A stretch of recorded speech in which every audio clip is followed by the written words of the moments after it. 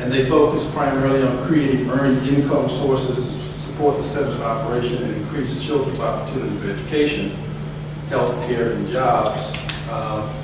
And it was driven by the notion of self-sufficiency. Fortunately, today, the Moffett Tribe Center, through assistance from Bentley University, is self-sustaining.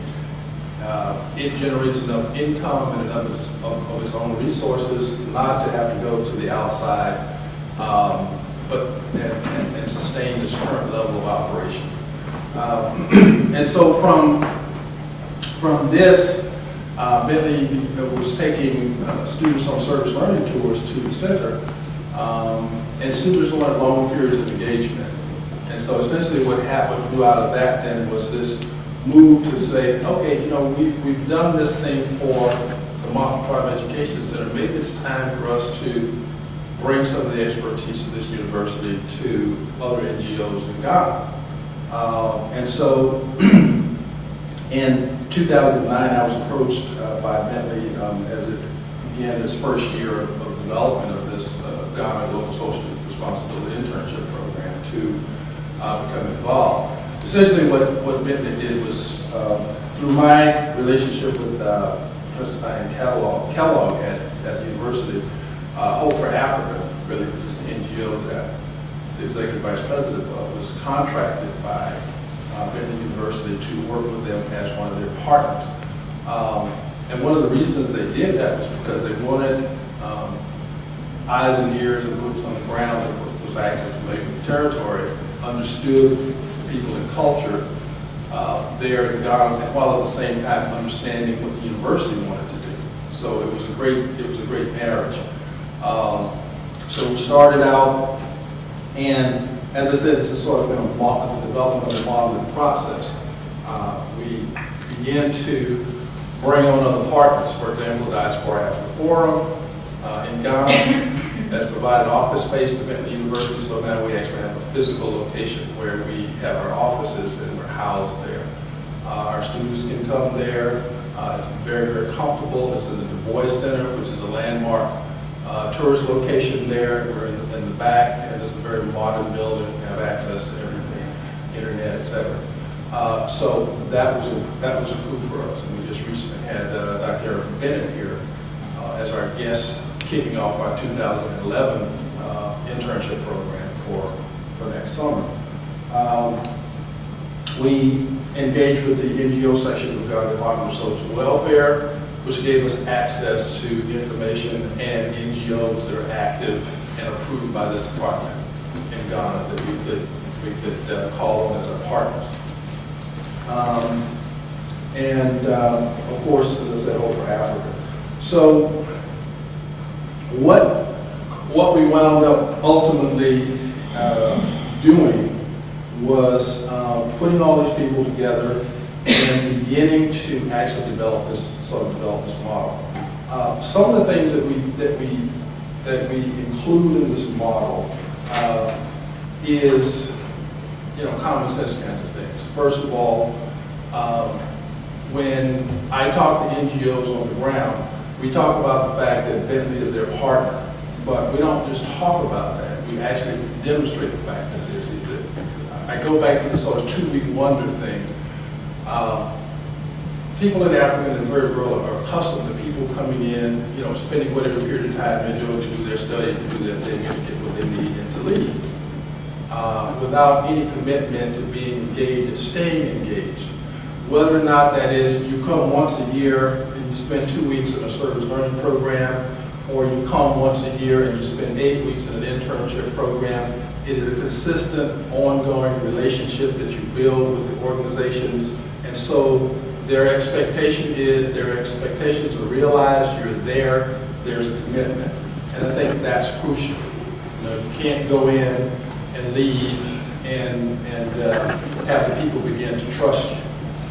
And it's also one of the problems that we have in development. There's a book, I can't remember the name of it, that talks about the conspiracy of politeness. You come in and you say to people, well, do you want a school? They say, well, yeah, sure. You want to do this kind of project? Well, yeah, sure. What are they going to do? They're going to turn down a project and then the project fails. Why? Because they're accustomed to you coming and going, they're accustomed to not having commitment, and they're not going to invest themselves in these projects, so you have a lot of failure as a result of it. So what I'm talking about here is building relationships. These are face-to-face relationships that you have to build on the ground if you're going to have that kind of program. So you're going to have the kind of partners that enable you to build these kind of relationships on the ground in order to have a successful program. There's no way you can get around, particularly on the African continent, that you can get around doing that. And so that's the role, as I said, we serve as Hope for Africa, is that we provide these services. At the same time, we convince the NGOs that we are their recruiting arm in the United States for our Bentley students, and that we have to do the best possible job we can to get the best students for them. So we do that. There's an application and screening process. There's front-end preparation of the students before they go. Structured prep sessions, selected readings, group exercises. We're trying to get folks acclimated. What you do, what you don't do, expected behavior, proper dress, respect for culture. And these are things that are not easily learned. You know, I'm recounting an incident this past summer where we had one of our students, which ultimately got sent home, that was disrespectful to the director of one of our NGOs. She didn't think she was being disrespectful, but it was a cultural misunderstanding. You know, there's a particular way that you deal with and address elders, which she did not get. And so the relationship deteriorated as a result of that. But that is the reason you also need to have 24/7 service on the ground for intervention in problems like these, if you're going to have folks there. And that's the role that I serve as the faculty supervisor, being there. I'm getting the 5-minute warning, and so I'm going to push on to a couple of other things. One of the other things that this model offers is the opportunity for faculty members to engage their expertise in sustainable development services. This past summer, we had Dr. Charles Magui come and do a QuickBooks session for our NGOs there. This is crucial because one of the reasons that NGOs cannot typically go directly to large funders such as the United Nations or to USAID or to others is because they cannot document that they have the financial management systems in place to accept and to manage these funds. So it's crucial. That's another part of what I mean when I say capacity building. So Dr. Malby was able to go in with QuickBooks, and now he'll go back, he'll do advanced sessions on QuickBooks. The NGOs were exceptionally pleased with the work they did. A couple of quick stories to give you some idea of what can be achieved. First of all, we just try to disabuse students of the fact that they're going to come in and save anybody. Because that's not going to happen. The best they can hope for is a good experiential learning experience and to make some quick contribution. 2 examples. This summer, one of our students worked for the Garden Trade and Livelihoods Coalition and worked with tomato farmers down in a particular area, the eastern region. And there was a factory that had been set up by an Italian outfit to sort of be able to convert these tomatoes into usable products without having it all go to waste.